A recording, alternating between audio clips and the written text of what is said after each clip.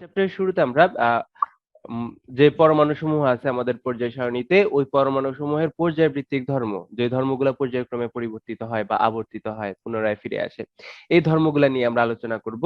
এবং শেষের দিকে আমরা কি করব বলতো, রাসায়নিক বন্ধন নিয়ে আলোচনা করব। এবং এই যে রাসায়নিক বন্ধন নিয়ে আলোচনা করব, এটা তোমাদের ক্লাস 9-10 থেকে অনেক ডিফারেন্ট হবে, বিলিভ মি, অনেক ডিফারেন্ট হবে।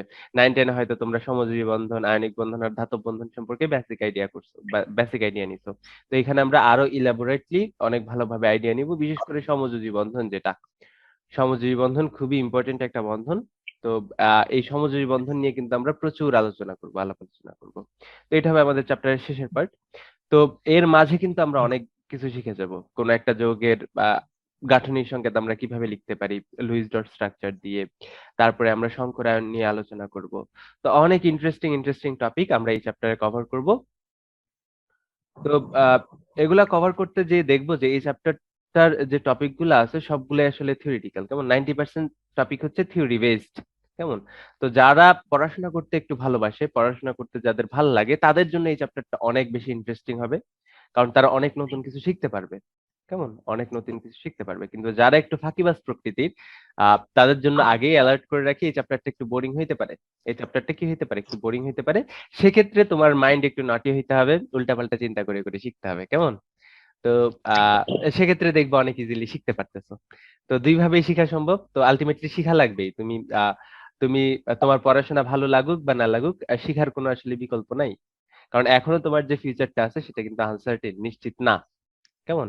যেহেতু নিশ্চিত না, সেহেতু পড়াশোনায় একমাত্র ভরসা, যেটা তোমাকে কি থেকে, হতাশা থেকে মুক্তি দিতে পারে। তোমরা দেখবা 5 থেকে 6 দিন যদি তোমরা টানা পড়াশোনা না করে থাকো, তখন দেখবা সপ্তম দিনে যে তোমাকে মারাত্মক হতাশ লাগতেছে, লাগে না এরকম হতাশ?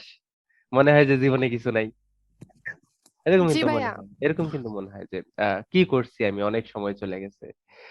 আহ, পাশের বাসার ওই ছেলেটা কত এগিয়ে গেছে, আমি এখনো পিছিয়ে আছি।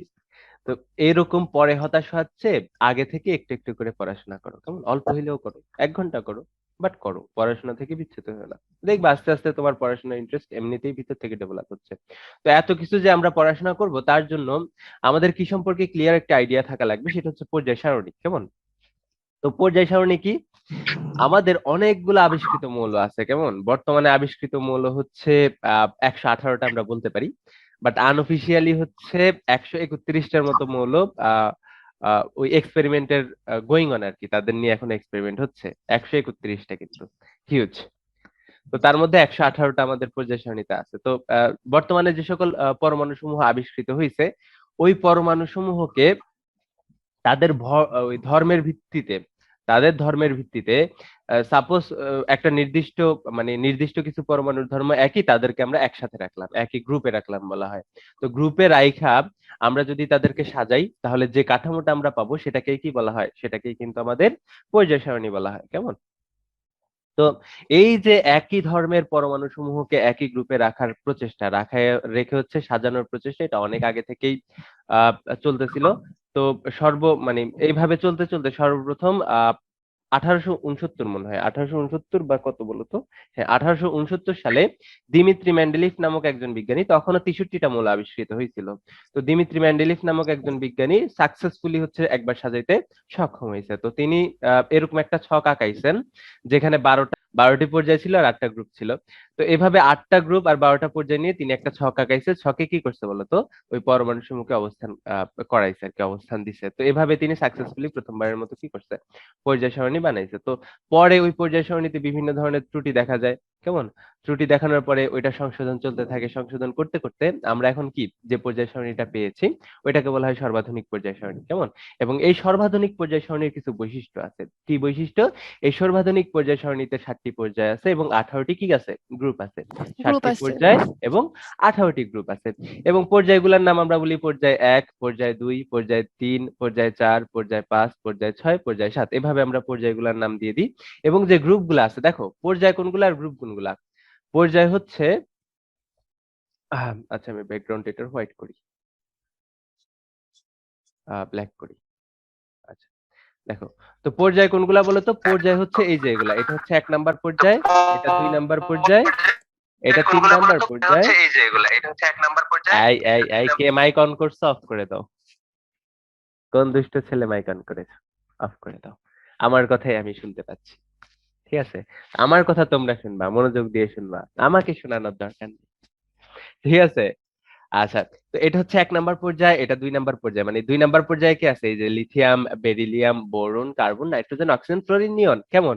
তারপরে আছে ৩ নাম্বার পর্যায়, তারপরে এটা ৪ নাম্বার পর্যায়, এটা ৫ নাম্বার পর্যায়, এটা ৬ নাম্বার পর্যায়, এটা ৭ নাম্বার পর্যায়। কেমন? তো এগুলাকে আমরা পর্যায় বলি। পর্যায় কোনগুলা বলো তো? যেগুলা শোয়ানো আছে। যারা শুয়ে আছে তারা হচ্ছে পর্যায়। আর যারা দাঁড়িয়ে আছে তারা কি বলো তো? গ্রুপ।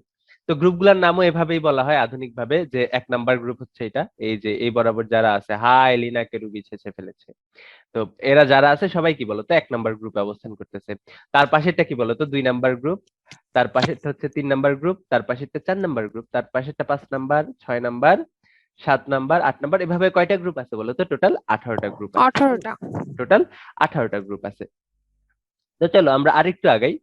তো এই যে ভাইয়া পর্যায়গুলো আছে, কয়টা পর্যায় ছিল? ৭ টা পর্যায় আছে। তার মধ্যে ১ম যে পর্যায়টা ছিল, শোনো, ১ম যে পর্যায়টা ছিল ওই পর্যায়ে কয়টা পরমাণু আছে বলতো? ২ টা পরমাণু আছে। ১ম যে পর্যায়টা ছিল ১ নাম্বার পর্যায় বলি, ওই পর্যায়ে কয়টা পরমাণু আছে? ২ টা পরমাণু। একটা হচ্ছে হাইড্রোজেন আর একটা হচ্ছে কি? হিলিয়াম। হাইড্রোজেন আছে ১ নাম্বার গ্রুপে, হিলিয়াম আছে কয় নাম্বার গ্রুপে? ১৮ নাম্বার গ্রুপে। কেমন? তো দ্বিতীয় পর্যায়ে কয়টা পরমাণু আছে? দ্বিতীয় এবং তৃতীয় যে ২ টা পর্যায় আছে, এই ২ টা পর্যায়ে হচ্ছে কয়টা করে পরমাণু আছে? ৮ টা করে পরমাণু আছে। এই ২ টা পর্যায়ে কয়টা করে পরমাণু আছে? ৮ টা করে আচ্ছা। পরমাণু আছে। তারপরে চতুর্থ আর পঞ্চম যে পর্যায়, চতুর্থ আর পঞ্চম যে পর্যায়, এই ২ টা পর্যায়ে কয়টা করে পরমাণু আছে বলতো? ১৮ টা করে পরমাণু আছে। চতুর্থ আর পঞ্চম যে পর্যায়, এই ২ টা পর্যায়ে কয়টা করে পরমাণু আছে? ১৮ টা করে পরমাণু আছে এবং এই ২ টা পর্যায়ের বিশেষ নাম আছে। এই ২ টা পর্যায়কে বলা হয় দীর্ঘ পর্যায়। এই ২ টা পর্যায়কে কি বলা হয় বলতো? দীর্ঘ পর্যায়। তাহলে চতুর্থ আর পঞ্চম যে ২ টা পর্যায় আছে, এই ২ টা পর্যায়কে বলা হয় দীর্ঘ পর্যায়। তারপরে ষষ্ঠ আর সপ্তম, এই ২ টা পর্যায় যেটা আছে, এই ২ টা পর্যায়ে কয়টা করে পরমাণু আছে? এই ২ টা পর্যায়ে হচ্ছে 32 টা। ৩২ টা করে পরমাণু আছে। এবং এই ২ টা পর্যায়ে যেহেতু ৩২ টা অনেকগুলা পরমাণু আছে, এজন্য এই ২ টা পর্যায়কে বলা হয় অতি দীর্ঘ পর্যায়। কেমন? দীর্ঘর চেয়েও বড়। অতি দীর্ঘ। ভাই আমি ভাবছিলাম সুদীর্ঘ হবে। হ্যাঁ, হ্যাঁ, হ্যাঁ, কি দীর্ঘ? আমি ভাবছি সুদীর্ঘ হবে। সুদীর্ঘ না, অতি দীর্ঘ নাম দিছে। কেমন? এই নামগুলা ইউজলেস। এই নামগুলা টোটালি ইউজলেস। এই নামগুলা কখন লাগতো জানো? যখন ১১৮টা আবিষ্কৃত হয় নাই, ১১৪টা ১৫টা আবিষ্কৃত হয়েছে, তখন ৬ নাম্বার গ্রুপে ৩২ টা ছিল। ৭ নাম্বার গ্রুপে আবার কম ছিল। তখন একটা এমসিকিউ কমন ছিল। নিচের কোনটি অতি দীর্ঘ পর্যায়? তখন সবার আনসার দিতে হতো ৬ নাম্বার। কারণ ৬ নাম্বারে সবচেয়ে বেশি ছিল। তো এখন ওইগুলার ইউজ খুব একটা নাই। তারপরে বই যেহেতু আছে, তোমরা পড়ে নিবা। কেমন? তোমরা পড়ে নিবা। তো এছাড়াও আমরা দেখছি এছাড়াও আমরা দেখছি যে আমরা যে গ্রুপের নাম করতেছি যে ১, ২, ৩, ৪ এগুলাকে পুরাতন নিয়মে অন্যভাবে নামকরণ করা হইতো। ঠিক আছে? পুরাতন নিয়মে অন্যভাবে নামকরণ করা হইতো। তো কিভাবে নামকরণ করা হইতো? তো এটা এই পেজে লিখবো কি পরের পেজে লিখি? তো আসলে ৪ টা ভাগে বিভক্ত করা হইতো। তার মধ্যে ২ টা স্পেশাল ক্যাটেগরি ছিল। কেমন? ২ টা স্পেশাল ক্যাটেগরি ছিল। আমাদের যে ১৮ টা গ্রুপ আছে তাকে ২ টা স্পেশাল ক্যাটেগরি বা গ্রুপে বিভক্ত করা হইতো। একটা হচ্ছে এ গ্রুপ, আরেকটা হচ্ছে কি? B group. এছাড়া আরো ২ টা গ্রুপ ছিল। একটা হচ্ছে শূন্য গ্রুপ, আরেকটা হচ্ছে কি বলতো? ৮ নাম্বার গ্রুপ। কেমন? এই ৪ টা ক্যাটেগরিতে ভাগ করে ফেলছে। এই ৪ টা ক্যাটেগরিতে কি করছে? ভাগ করে ফেলছে। তো এই গ্রুপ যেটা এটার আন্ডারে ছিল হচ্ছে কি বলতো? ১ থেকে ২ এই ২ টা গ্রুপ এবং কি বলতো ১৩ থেকে ১৭ এই গ্রুপগুলা। তাহলে ১ নাম্বার গ্রুপকে আমরা এভাবে লিখতাম 1 এ গ্রুপ। ঠিক আছে? 1 এ গ্রুপ। ২ নাম্বার এগুলা রোমান সংখ্যায় লিখতাম আমরা। ২ নাম্বার গ্রুপকে আমরা এভাবে লিখতাম 2 এ গ্রুপ। তারপরে ১৩ নাম্বার গ্রুপ যেহেতু ৩ নাম্বার এই যে এ সাব গ্রুপ উপগ্রুপের হচ্ছে ৩ নাম্বার। তো এজন্য আমরা ওই ১৩ নাম্বার গ্রুপকে বলতাম 3 এ। কেমন? ১৩ নাম্বার গ্রুপকে কি বলতাম? 3 এ। ১৪ নাম্বার গ্রুপকে বলতাম 4 এ, ১৫ নাম্বারকে 5 এ, 6 এ, 7 এ এরকম 7 এ পর্যন্ত ছিল। তাহলে এ যে সাব গ্রুপ এখানে কয়টা গ্রুপ ছিল? এ সাব গ্রুপে বা উপগ্রুপে ৭ টা গ্রুপ ছিল। একইভাবে বি সাব গ্রুপ বা উপগ্রুপে ৭ টা গ্রুপ আছে। তো এটা এভাবে হইতো। দেখো তো ১১ থেকে ১২ এই ২ টাকে বলা হইতো 1B আর 2B। ১১ নাম্বারকে বলা হইতো 1B, ১২ নাম্বারকে কি বলা হইতো? 2B গ্রুপ বলা হইতো। ১১ নাম্বারকে বলা হইতো 1B গ্রুপ, ১২ নাম্বারকে কি বলা হইতো? 2B group. তারপরে ছিল হচ্ছে ৩ থেকে কত? ৩ থেকে ৭। তো ৩ নাম্বারকে বলা হইতো 3B, 4 নাম্বারকে কি 4B, 5 নাম্বারকে কি বলা হতো 5B, 6 নাম্বারকে 6B, 7 নাম্বার গ্রুপকে কি বলা হতো 7B গ্রুপ বলা হতো। কেমন? 7B গ্রুপ বলা হতো। তাহলে বাদ গেছে কে কে? 8, 9, 10। তো 8, 9, 10 এই তিনটা গ্রুপকে বলা হয় 8 নাম্বার গ্রুপ বলা হইতো আসলে আগে। তো মাঝে মাঝে তোমাদের পরীক্ষা দিয়ে দিতে পারে পুরাতন পদ্ধতিতে নিয়ম, কারণ স্যাররা তো এখনো ওল্ড মেন্টালিটি আছে। কেমন? স্যাররা বুড়ো হয়ে গেছে না? তো ওই যেভাবে ছিল আগের বইগুলাতে, আগের বইগুলা কিন্তু অনেক সমৃদ্ধ ছিল। কেমন? তো ওইগুলা ফলো করতে অনেক বেশি স্বাচ্ছন্দ্য বোধ করেন আমাদের স্যাররা। তো এইজন্য এগুলা দিয়ে দিতে পারে যে ওই 2A গ্রুপ, 3A গ্রুপ। তো এগুলা দেখে আসলে আতঙ্কিত হওয়ার কোনো কারণ নেই। এগুলা বর্তমান সিলেবাসে নাই নিঃসন্দেহে। তারপরেও যদি দিয়ে দেয় আতঙ্কিত হওয়ার কোনো কারণ নেই। এভাবে আমরা গ্রুপগুলাকে প্রকাশ করতে পারি। তো 8, 9, 10 এই ৩ টা গ্রুপকে কি বলা হয় বলো তো? 8 নাম্বার গ্রুপ বলা হয়। কেমন? এবং শূন্য গ্রুপ কোনটা? শূন্য গ্রুপ হচ্ছে 18 নাম্বার গ্রুপ। শূন্য গ্রুপ কি বলতো? 18 নাম্বার গ্রুপ। তো 18 নাম্বার যে গ্রুপটা আছে এটাকে আমরা বলি হচ্ছে শূন্য গ্রুপ। কেমন? তো চলো আমরা আরো কিছু পড়বো পর্যায় সারণী সম্পর্কে, যত কিছু পড়বো শোনো, আর যত কিছু পড়বো তার অধিকাংশ কিন্তু এই যে আমি পর্যায় সারণীটা বানাইছি, ঠিক আছে, এই পর্যায় সারণীতে কিন্তু দেওয়া আছে অধিকাংশ জিনিসপত্র। তোমরা যদি একটু দেখে থাকো দেখবা অনেকগুলো ইনফরমেশন এখানে ইনক্লুডেড আছে একটা জায়গায়, এবং ধাতুর সক্রিয়তা সিরিজ পর্যন্ত এখানে দেওয়া আছে। লিকে কানা ম্যাগা এবার এলো, এটা আমি বিক্রি করতে পারি তো, এটার একটা ক্যালেন্ডার বানিয়ে বিক্রি করতে পারি না? হ্যাঁ, জি ভাইয়া। তাইলে তো আমি বড়লোক হয়ে যাবো। এভাবে তো ভেবে দেখিনি। এভাবে তো ভেবে দেখিনি। আহা, এভাবে তো ভেবে দেখি নাই। না, এটা তো বিক্রি করা যাইতে পারে। হুম। ভাইয়া তরমুজের মতো কেজি দরে বিক্রি করবেন, সমস্যা নাই। না, কেজি দরে বিক্রি করলে এগুলা লস। কাগজের কেজি মিয়াম 8 থেকে 10 টাকা পুরাতন কাগজের। আর এটা যদি আমি বিক্রি করি, এটা আমি কমপক্ষে 50 টাকা বিক্রি করতে পারবো পার পেজ। আর যদি বড় করে বিক্রি করি, 10 মিনিট স্কুল জানো, 10 মিনিট স্কুল জৈব যৌগের ইন্টারেক্টিভ ম্যাপ বানাইছে, 3টে ম্যাপ দিচ্ছে 150 টাকা বিক্রি করে। বুঝছো? একদম মারাত্মক অবস্থা। এগুলা বিক্রি করেই তো বড়লোক হয়ে যাওয়া যাবে। আচ্ছা, যাই হোক। তো ওইরকম আর কোনো আপাতত কোনো প্ল্যান নেই। এটা আমি বানাইছি আমার রুমের মধ্যে যাতে একটা থাকে। কেমন? ক্লাসরুমে যাতে একটা থাকে, এজন্য এটা বানানো। বাট অনলাইন ক্লাস হওয়ার কারণে সুবিধা হয়ে গেল, যেটা আমরা ক্লাসের মধ্যে ইউজ করতে পারতেছি। তাহলে চলো আমরা ফার্দার আরো আগে, আরো সামনের দিকে আগাই। তো আমরা কোথায় কি কি নিয়ে পড়াশোনা করছি? আমরা গ্রুপগুলোর নাম নিয়ে পড়াশোনা করছি। শোনো, এই যে 1A, 2A, 3B, 4B, 5B এগুলা কিভাবে হয়েছে, এগুলা নিয়ে আসলে একটা লেকচার তৈরি করা যায়, যে কেন আমরা 1B, 2B বলতেছি, বা 1B, 2B বলতে কি মিন করে। বাট আমার কাছে টোটালি এই জিনিসটা আননেসেসারি মনে হয়, এই জন্য তোমাদেরকে আমি পড়াচ্ছি না। কারণ জাস্ট গ্রুপগুলোর নাম মনে রাখলেই হইতেছে যে এটা 1A, 2A। তো এটার জন্য আলাদা কিভাবে হয় এটা জানা মানে টোটালি আননেসেসারি তোমাদের এই পর্যায়ে এসে। তোমরা যদি ওই আরো 5-6 বছর আগে জন্মাইতা, তখন হয়তো তোমাদের এই জিনিসটা লাগতো, এখন দরকার নেই। কেমন? সায়েন্স অনেক আগাচ্ছে, তো দরকার নেই। ওই ওই প্রাপ্তিদের যখন অনলাইনে মনে হয় পড়াচ্ছিলাম, তখন পড়াইতে গেছিলাম। কেমন? তো দরকার নেই এগুলা পড়ার আর।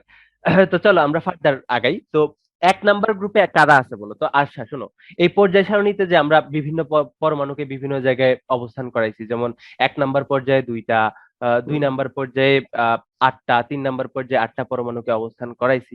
কেন তাদেরকে আমরা এই পর্যায়ে অবস্থান করাইলাম, বা কেন একটা পরমাণুকে আমি এই গ্রুপে অবস্থান দিলাম, তার কিন্তু একটা মাহাত্ম্য আছে। এবং এই যে তাদেরকে, এই পরমাণুগুলাকে তাদের পর্যায় সারণীতে অবস্থান দেওয়া হয়েছে, যে এই নাম্বার গ্রুপে এই নাম্বার পর্যায়ে অবস্থান করবে, এটা কমপ্লিটলি ডিপেন্ড করে ওই পরমাণুটার কিসের উপরে, তোমরা কি জানো? এটা কমপ্লিটলি ডিপেন্ড করে ওই পরমাণুটার ইলেকট্রন স্যার। বিন্যাসের উপরে। ও, ইলেকট্রন বিন্যাসের উপরে। আসলে এই আধুনিক সর্বাধুনিক যে পর্যায় সারণীটা, এখানে পরমাণু সমূহের অবস্থান, পর্যায় সারণীতে পরমাণু সমূহের অবস্থান কিভাবে দেওয়া হয়েছে, তার তার কিসের ভিত্তিতে দেওয়া হয়েছে, তার ইলেকট্রন বিন্যাসের ভিত্তিতে দেওয়া হয়েছে। কেমন? তার ইলেকট্রন বিন্যাসের ভিত্তিতে দেওয়া হয়েছে। যেমন যেমন যে সকল পরমাণুর ইলেকট্রন বিন্যাসের যোজ্যতা স্তর হয় 1 নাম্বার স্তর, তার মানে তাদের যে ইলেকট্রন গুলো আছে সেগুলো 1 নাম্বার কক্ষপথের বাইরে যায় নাই, 1 নাম্বার কক্ষপথেই সবগুলো ইলেকট্রন অবস্থান করে ফেলছে। তাদেরকে আমরা কয় নাম্বার পর্যায়ে অবস্থান দিচ্ছি? তাদেরকে আমরা 1 নাম্বার পর্যায়ে অবস্থান দিচ্ছি। যে সকল পরমাণুর যোজ্যতা স্তর হচ্ছে 2 নাম্বার স্তর, মানে সর্বশেষ ইলেকট্রনটা হচ্ছে 2 নাম্বার স্তরে প্রবেশ করছে, বা 2 নাম্বার স্তর পর্যন্ত তাদের সর্বোচ্চ ইলেকট্রন আছে। কেমন? 3 নাম্বার স্তরে তাদের কোনো ইলেকট্রন নাই। সে সকল পরমাণুকে আমরা কয় নাম্বার পর্যায়ে অবস্থান করছি? দিছি 2 নাম্বার পর্যায়ে অবস্থান দিছি। যে সকল পরমাণুর ইলেকট্রন সমূহ হচ্ছে 6টা কক্ষপথ জুড়ে অবস্থিত, 6টা শক্তি স্তরে তার ইলেকট্রন আছে, সে সকল পরমাণুকে আমরা কয় নাম্বার পর্যায়ে অবস্থান দিছি? 6 নাম্বার পর্যায়ে অবস্থান দিছি। ঠিক আছে? তাহলে তাদের পর্যায়ে যে অবস্থান তাদের ইলেকট্রন বিন্যাসের উপর ভিত্তি করে হয়েছে এটা তো আমরা ক্লিয়ার। কারণ তাদের যোজ্যতা স্তর যত বা যোজ্যতা স্তর তো না, তাদের ইলেকট্রন গুলা যতগুলা শক্তি স্তর জুড়ে অবস্থিত তত নাম্বার পর্যায়ে কি আমরা তাদেরকে অবস্থান দিছি। কেমন? এটা যখন আমরা কোনো একটা পরমাণুর গ্রুপ বা পর্যায় নির্ণয় শিখবো তখন এটা আমরা আবার আলোচনা করব। কেমন? আমরা খুব ভালোভাবে এগুলো আবার আলোচনা করব। এবং তাদের গ্রুপ কি কিসের উপর ডিপেন্ড করে বলতো? গ্রুপ ডিপেন্ড করে হচ্ছে সর্বশেষ ইলেকট্রনটা কোথায় প্রবেশ করলো। সর্বশেষ ইলেকট্রনে যদি 1s এ প্রবেশ করে, সাপোজ s অরবিটালে প্রবেশ করলো এবং s1 হইলো, তাইলে তারা 1 নাম্বার গ্রুপে থাকবে। যদি s2 হয় তাহলে 2 নাম্বার গ্রুপে থাকবে। যদি p1 হয় তাহলে 13 নাম্বার গ্রুপে থাকবে। p2 হইলে কত? 14 নাম্বার গ্রুপে থাকবে। যদি d1 হয় তাহলে কয় নাম্বার গ্রুপে থাকবে? 3 নাম্বার। যদি d5 হয় তাহলে কয় নাম্বার গ্রুপে থাকবে? 7 নাম্বার গ্রুপে থাকবে। তো এভাবে হচ্ছে কে কোন গ্রুপে থাকবে এগুলা বা গ্রুপ নির্ণয়, পর্যায় নির্ণয় এগুলাও কিন্তু আমরা পরে শিখবো। তো আলটিমেটলি এতগুলা কথা বলার একটাই উদ্দেশ্য, এটা বোঝানো যে পর্যায় সারণীতে যে পরমাণুগুলো আছে এই পরমাণুগুলার যে আমরা পর্যায় সারণীতে অবস্থান দিলাম এটা আসলে কিসের উপর ভিত্তি করে দিলাম? এটা আসলে ওই যে পরমাণুটা আছে তার ইলেকট্রন বিন্যাসের উপরে ভিত্তি করে দিছি, অন্য কোনো কিছুর উপরে না। কেমন? তাহলে পর্যায় সারণীর মূল ভিত্তি কি বলতো? ইলেকট্রন বিন্যাস, পরমাণুর ইলেকট্রন বিন্যাস। আমি কি বুঝাইতে পেরেছি? জি ভাইয়া।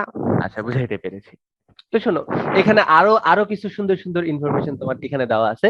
তো এখানে নেম অফ গ্রুপস নামে একটা সেকশন আছে। কেমন? নেম অফ গ্রুপস নামে একটা অপশন আছে। তো এখানে যে 1 নাম্বার গ্রুপে পরমাণু সমূহ আছে hydrogen, lithium, sodium, potassium, rubidium, তারপরে সিজিয়াম, ফ্রান্সিয়াম। কেমন? তো 1 নাম্বার গ্রুপের পরমাণু সমূহকে বলা হয় ক্ষার ধাতু। কি বলা হয়? কি বলা হয় ক্ষার বলতো? ধাতু। ক্ষার ধাতু। কিন্তু কথা আছে, হাইড্রোজেন বাদ দিয়ে। হাইড্রোজেন কি ধাতু? হাইড্রোজেন না ধাতু না ক্ষার, এজন্য হাইড্রোজেন বাদ দিয়ে বাকি পরমাণু সমূহকে, 1 নাম্বার গ্রুপের হাইড্রোজেন বাদ দিয়ে বাকি পরমাণু সমূহকে আমরা কি বলি? ক্ষার ধাতু বলি। কেন? এরা মারাত্মক রূপে ক্ষারধর্মী। তো ক্ষারধর্মী যে এরা যে ক্ষারধর্মী সেটা আমরা আসলে কিভাবে বুঝতে পারি বলতো? এরা অ্যাসিডের সাথে বিক্রিয়া করবে, অ্যাসিডের সাথে বিক্রিয়া করে লবণ উৎপন্ন করবে, তারপরে পানি থেকে তারা কি করবে? হাইড্রোজেনকে মুক্ত করবে। তো এরকম আরো জলীয় দ্রবণে হচ্ছে ওই হাইড্রোক্সিল আয়ন উৎপন্ন করবে। তো এভাবে আমরা বুঝতে পারি যে 1 নাম্বার গ্রুপের যে পরমাণু সমূহ আছে সেগুলা কি বলতো? সেগুলো হচ্ছে সবগুলাই ক্ষার। সেগুলা কি? সবগুলাই ক্ষার। এই জন্য এই ধাতু সমূহকে বলি আমরা ক্ষার ধাতু। এক্সেপ্ট কি বলতো? এক্সেপ্ট হচ্ছে হাইড্রোজেন। ঠিক আছে? কারণ হাইড্রোজেন ক্ষার না। এজন্য হাইড্রোজেনের একটা সুন্দর নাম আছে। কি নাম আছে বলতো? হাইড্রোজেনকে আমরা এজন্য আদর করে দুষ্টু মৌল ডাকি। কি ডাকি? এই, কি ডাকি? দুষ্টু মৌল ডাকা হয়। দুষ্ট মৌল ডাকা হয় হাইড্রোজেনকে। দুষ্ট মৌল ডাকা হয়। সে হচ্ছে ইম্পোস্টার। সে 1 নাম্বার গ্রুপে ঢুকে গেছে। কেমন? তো যেহেতু ইলেকট্রন বিন্যাসের ভিত্তিতে আমরা করছি এজন্য ঢুকতে পারছে। যদি আমরা ধর্মের ভিত্তিতে করতাম তাহলে কিন্তু ঢুকতে পারতো না। কেমন? আচ্ছা, যাই হোক, মানে অন্যান্য ধর্মের গলনাঙ্ক, স্ফুটনাঙ্ক এইসব ধর্মের উপর যদি ভিত্তি করে করতাম তাহলে কিন্তু সে ঢুকতে পারতো না। তাহলে 1 নাম্বার গ্রুপকে আমরা ক্ষার ধাতু বলি। কেমন? 1 নাম্বার গ্রুপের যে পরমাণু সমূহ আছে তাদেরকে আমরা বলি ক্ষার ধাতু। তো ইংলিশে এটাকে কি বলা হয় বলতো? ইংলিশে বলা হয় অ্যালকালি মেটাল। ইংলিশে কি বলা হয়? Alkali alkali metal. মেটাল। এই পর্যায় সারণীটা বানায় অনেক উপকার হয়েছে। পড়াইতেও সুবিধা। আগে সবগুলা লিখা লাগতো, এখন লিখা লাগবে না, এখানে দেয় আছে পর্যায় সারণীতে। জাস্ট পর্যায় সারণীটা বুঝাই দিলে হয়েছে। কেমন? তো 2 নাম্বার 2 নাম্বার গ্রুপের যে ইয়েগুলো আছে, পরমাণু সমূহ আছে বা ধাতু, এগুলাও সবগুলাই ধাতু এবং এগুলাও কি বলতো? এগুলাও ক্ষারধর্মী। ক্ষারধর্মী হইলেও এই ধাতুগুলার বৈশিষ্ট্য আছে, এগুলা মাটিতে পাওয়া যায়। এগুলা কোথায় পাওয়া যায়? মাটিতে পাওয়া যায়। তো মাটির আহ শুদ্ধ বাংলা, আবিধানিক বাংলা কি বলতো? মৃৎ। এজন্য যেহেতু এগুলা মাটিতে পাওয়া যায় এবং এরা ক্ষার ধাতু, এই জন্য এদের কি বলা হয়? এদেরকে বলা হয় মৃৎ। মৃৎ ক্ষার ধাতু। এদেরকে বলা হয় মৃৎ ক্ষার ধাতু। কেমন? এবং মৃৎ ক্ষার ধাতুর ইংলিশ কি বলতো? Alkaline earth metal. Alkaline earth metal. মৃৎ ক্ষার ধাতু ইংলিশে কি? Alkaline earth metal. তাহলে 2 নাম্বার গ্রুপের পরমাণু সমূহকে আমরা কি বলি? আমরা বলি অ্যালকালাইন আর্থ মেটাল। আমি কি বুঝাইতে পেরেছি? জি ভাইয়া। Very good. তারপরে আমরা চলে যাব গ্রুপ 11তে। কেমন?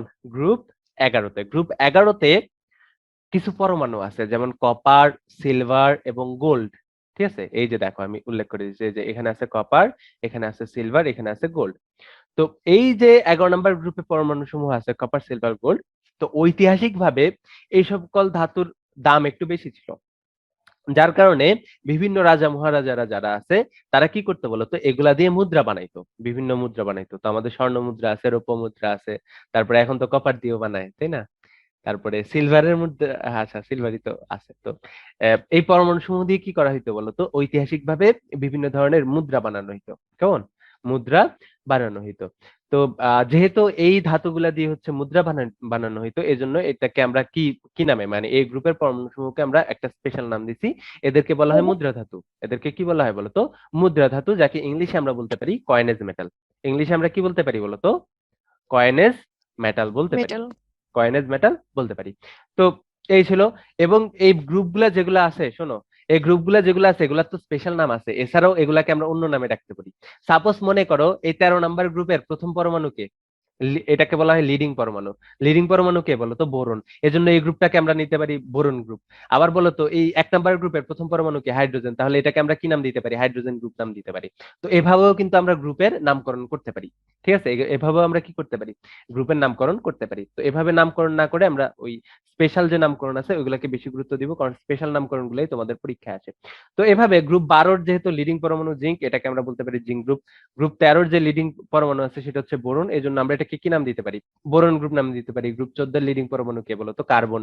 এজন্য আমরা এটাকে কি গ্রুপ নাম দিতে পারি? কার্বন গ্রুপ নাম দিতে পারি।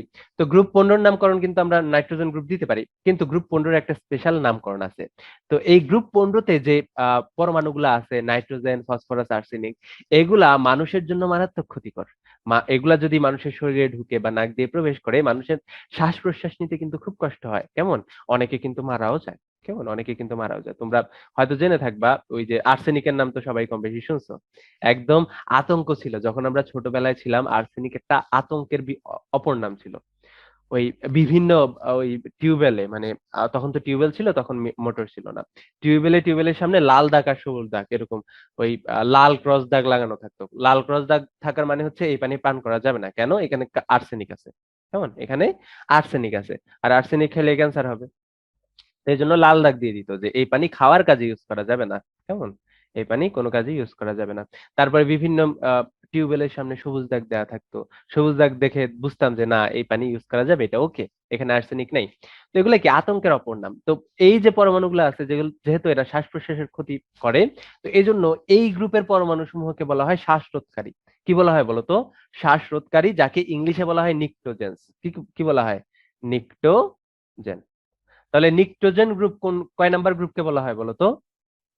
15 নাম্বার গ্রুপ। 15 15 নম্বর নাম্বার। এই গ্রুপ। যে ইংলিশে লাস্টে একটা উজ্জপি আছে, 15 নিক্টোজেন। নাম্বার।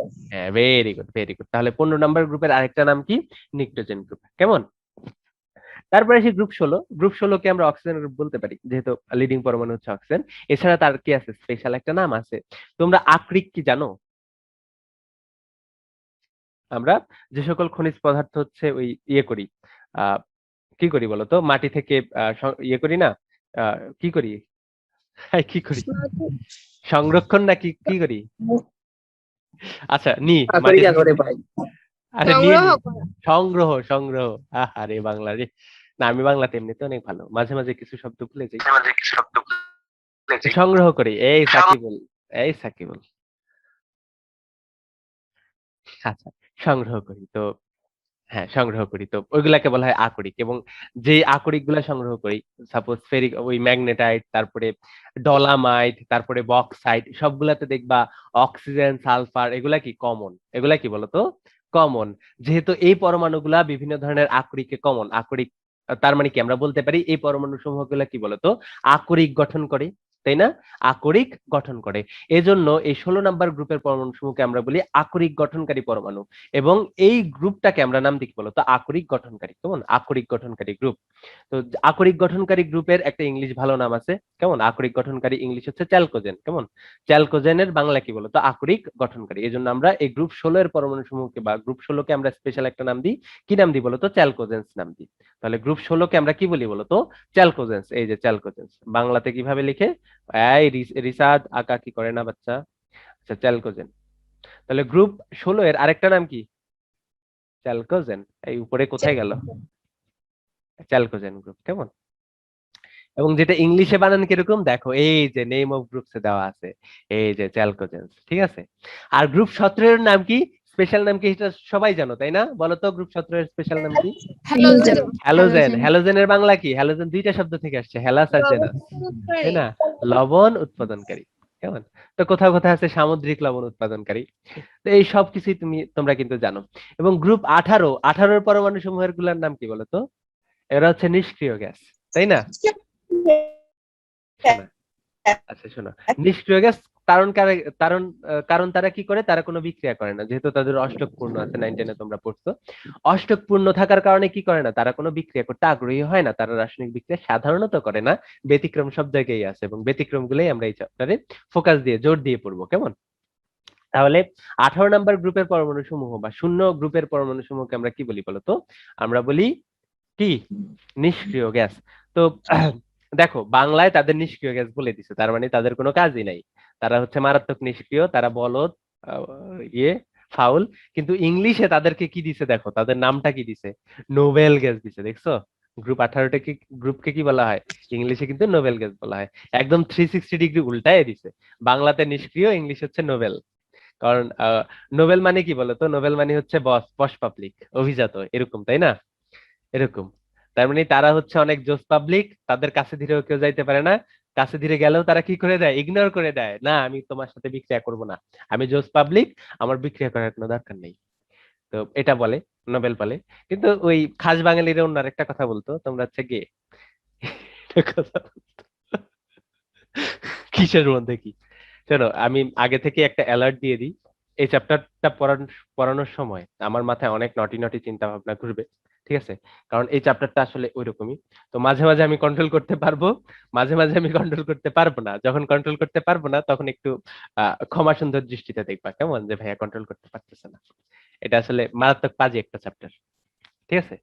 যেমন এই 18 নাম্বার চ্যাপ্টারকে আমরা ওই নেগেটিভ ওয়ার্ডও ইউজ করে নামকরণ করতে পারি। যাই হোক, ওইটা বাদ দিই।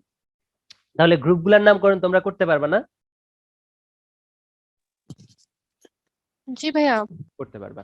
তো দেখো, এই মেসেজ দিছে কে দেখি, কন্ট্রোলার পরে। আচ্ছা শোনো, তো তারপরে আসি, দেখো, তো এখানে এখানে কিছু স্পেশাল জিনিসপত্র আছে। আচ্ছা, এই ল্যান্থেনেট সিরিজ, অ্যাক্টিনেট সিরিজ এগুলো পরে পড়াবো, কেমন? যখন ব্লক পড়াবো তখন পড়াবো। এবার চলো আমরা কিছু স্পেশাল অ্যাটম সম্পর্কে জানি, কিছু স্পেশাল অ্যাটম সম্পর্কে জানি। আমরা কি জানি বলো তো? পর্যায় সারণীতে যে পরমাণু সমূহ আছে এগুলা বিভিন্ন ধরনের হইতে পারে, ধাতু হইতে পারে, অধাতু হইতে পারে, বা অপধাতু হইতে পারে, তাই না? ধাতু হইতে পারে, অধাতু হইতে পারে, অপধাতু হইতে পারে।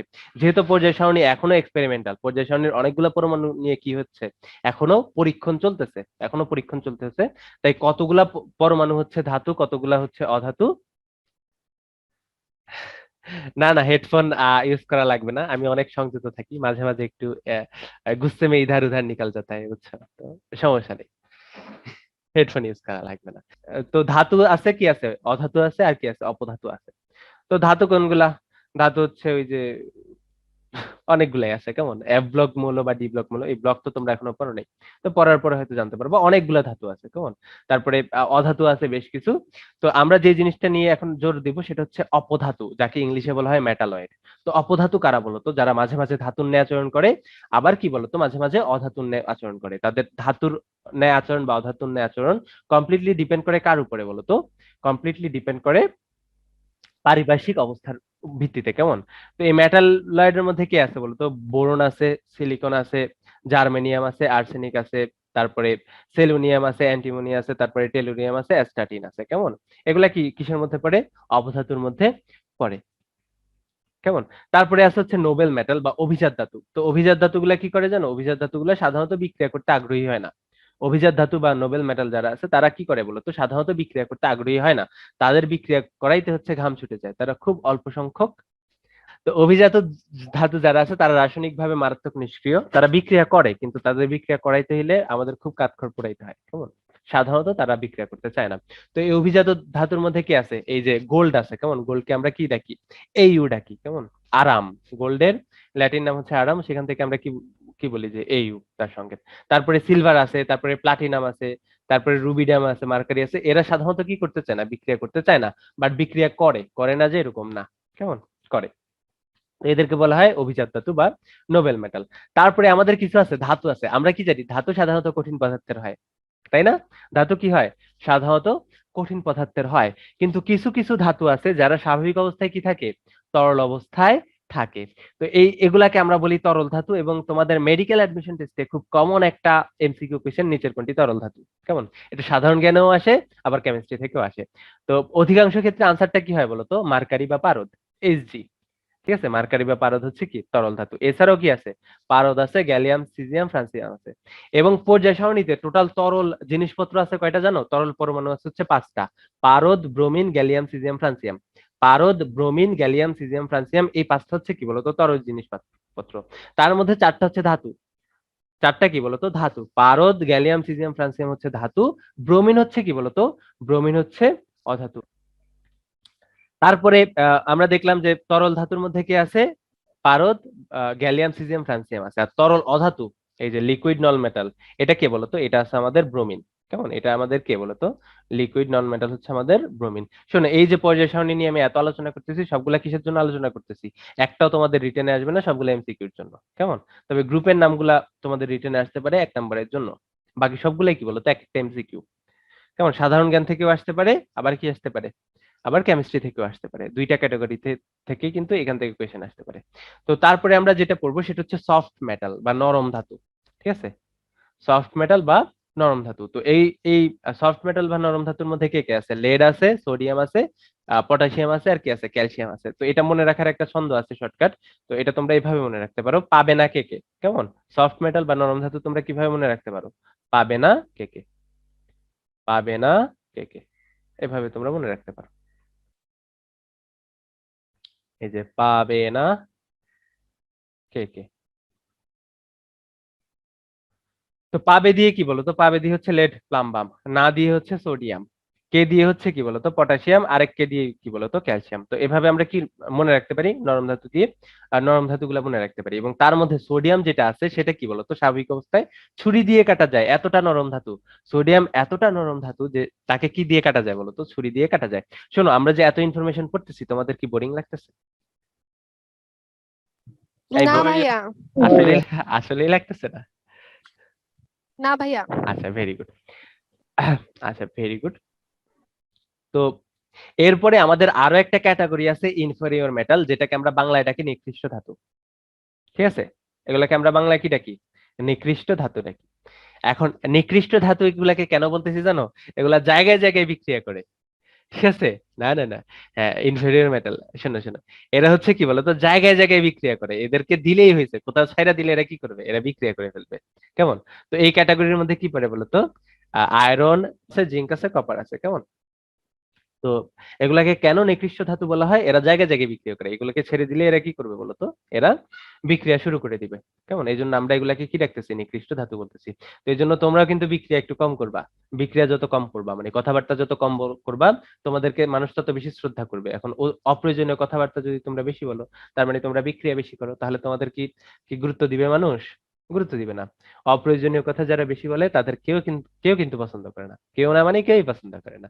আই আই আই আই, সে আবার ইয়ে আরেকজন ইমোজি দিছে। অপ্রয়োজনীয় কথার কথা বলছি আমি, ঠিক আছে, সব না। তো এই ছিল মোটামুটি আমাদের পর্যায় সারণী নিয়ে A to Z কথাবার্তা। আরো অনেক কিছু বলা যায়, কেমন, আরো অনেক কিছু বলা যায়, এবং বাকিগুলা কি করবো আমরা আস্তে ধীরে শিখবো।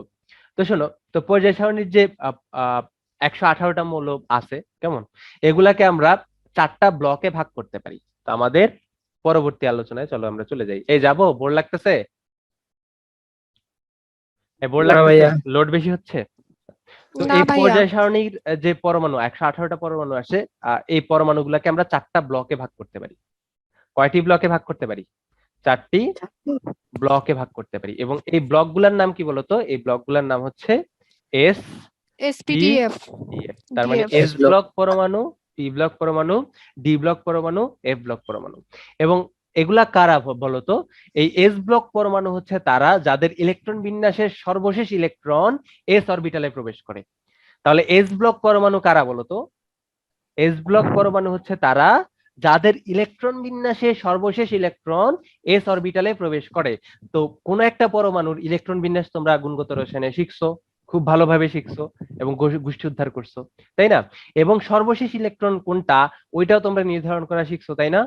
ওই হুন্ডের নীতি, পলের বর্জন নীতি, এগুলা শিখে শিখে তোমরা নির্ধারণ করতে পারবে না যে সর্বশেষ ইলেকট্রন কোনটা। সাপোজ সোডিয়ামের কথা যদি আমি চিন্তা করি, কেমন, সোডিয়ামের কথা যদি চিন্তা করি, সোডিয়ামের হচ্ছে পারমাণবিক সংখ্যা 11। তার মানে কি, তার যদি ইলেকট্রন বিন্যাস আমরা করি তাহলে কি হয়, শোনো শোনো পিয়া শোনো, তাই না? তাহলে 1s2, 2s2, 2p6, 3s1। তাহলে বলো তো সোডিয়ামের ইলেকট্রন বিন্যাসে সর্বশেষ ইলেকট্রনটা কোন অরবিটালে প্রবেশ করতেছে? এই যে 3s এস অরবিটালে প্রবেশ করতেছে, তাই না? তার মানে কি বলতো, এস অরবিটালে প্রবেশ করতেছে। তাহলে সোডিয়ামকে আমরা কি বলবো?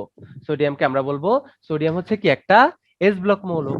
আমি কি ক্লিয়ার করতে পারছি? তাহলে এস ব্লক মৌল কারা? এস ব্লক মৌল হচ্ছে যে সকল পরমাণুর সর্বশেষ ইলেকট্রন এস অরবিটালে প্রবেশ করে, তাদেরকে আমরা কি বলবো? তাদেরকে আমরা এস বলবো ব্লক এস মৌল। ব্লক মৌল। তাহলে পর্যায় সারণীর কারা হচ্ছে এস ব্লক মৌল?